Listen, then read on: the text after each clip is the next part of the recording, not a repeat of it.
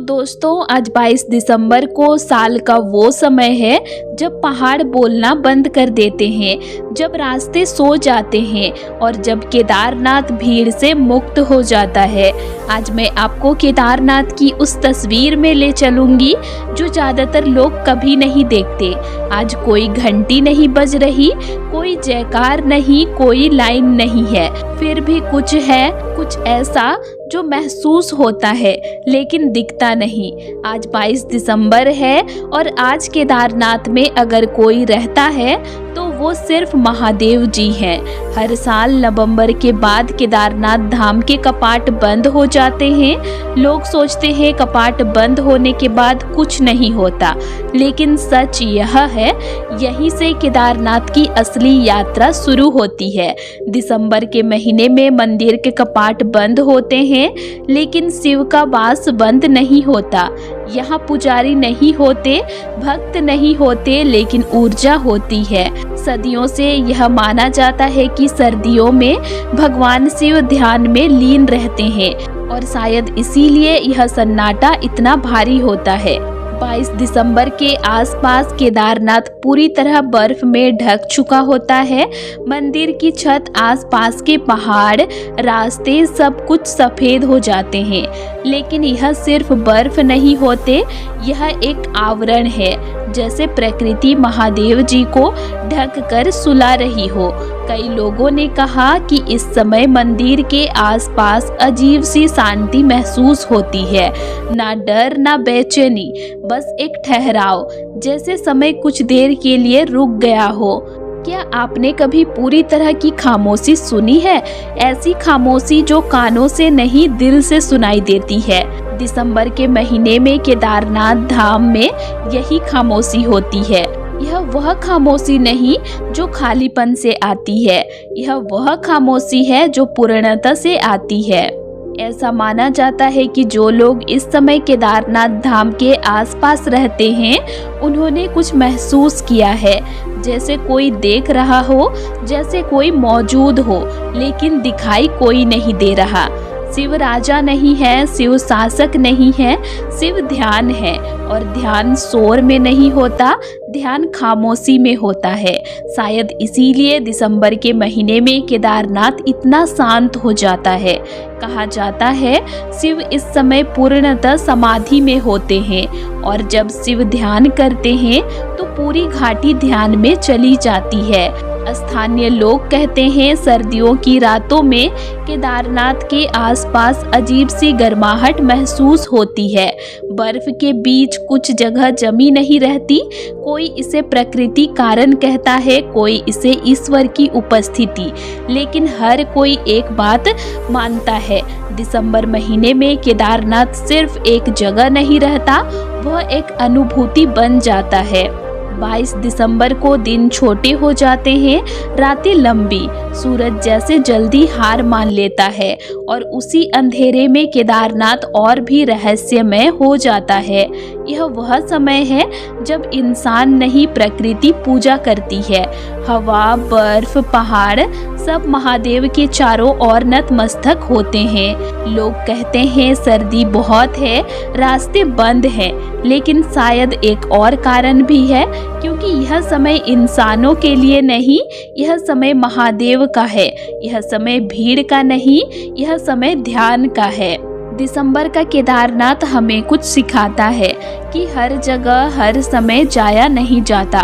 कुछ स्थान सिर्फ महसूस किए जाते हैं, कुछ समय सिर्फ सम्मान के लिए होते हैं। शायद इसीलिए केदारनाथ सर्दियों में खुद को छुपा लेता है। दिसंबर की रात केदारनाथ में कोई इंसान पूजा नहीं करता, कोई आरती नहीं, कोई मंत्र नहीं, कोई शंख नहीं, लेकिन इसका मतलब यह नहीं कि पूजा नहीं होती यहाँ पर। यहाँ पूजा करती है प्रकृति। हवा मंदिर के चारों ओर धीरे धीरे घूमती है, जैसे परिक्रमा कर रही हो। बर्फ मंदिर की छत पर शांत चादर की तरह बिछी रहती है और पहाड़ वे ऐसे खड़े रहते हैं जैसे सदियों से ध्यान में हो।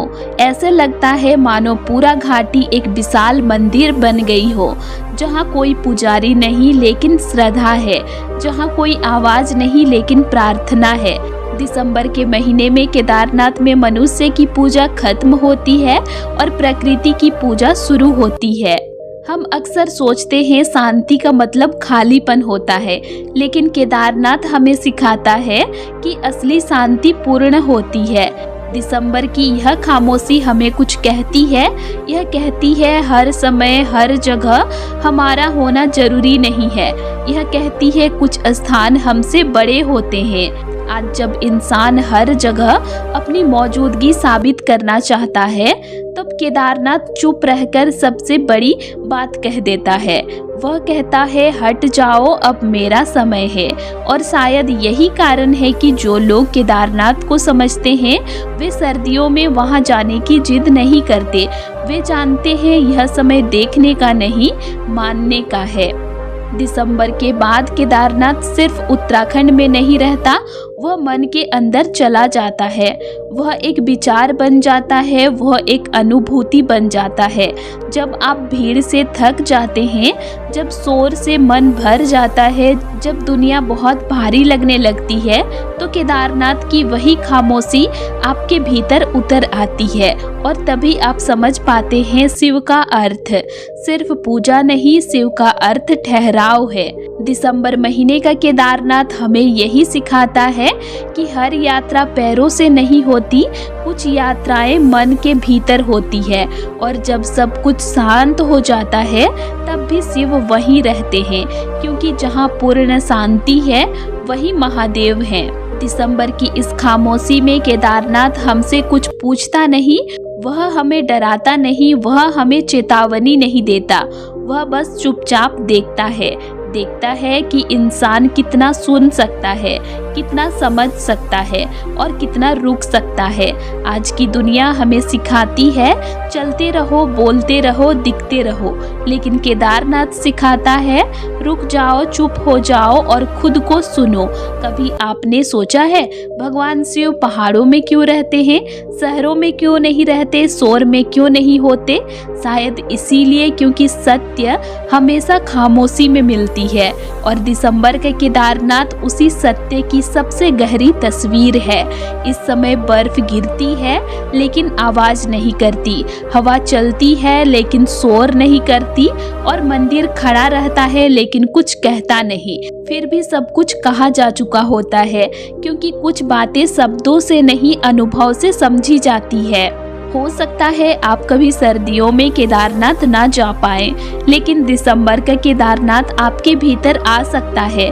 जब आप बिना वजह शांत हो जाएं, जब मन अपने आप ठहर जाए, जब आपको लगे कि कुछ बदल रहा है, तो समझ लीजिए वही खामोशी आपके भीतर उतर रही है और वही शिव है। जब सब चले जाते हैं तब भी केदारनाथ रहता है। जब आवाजें खत्म हो जाती है तब भी शिव रहते हैं। 22 दिसंबर की इस खामोशी में अगर आप कुछ महसूस कर पाए तो यही इस वीडियो की सबसे बड़ी सफलता है, क्योंकि शिव दिखते नहीं, अनुभव होते हैं। हर हर महादेव।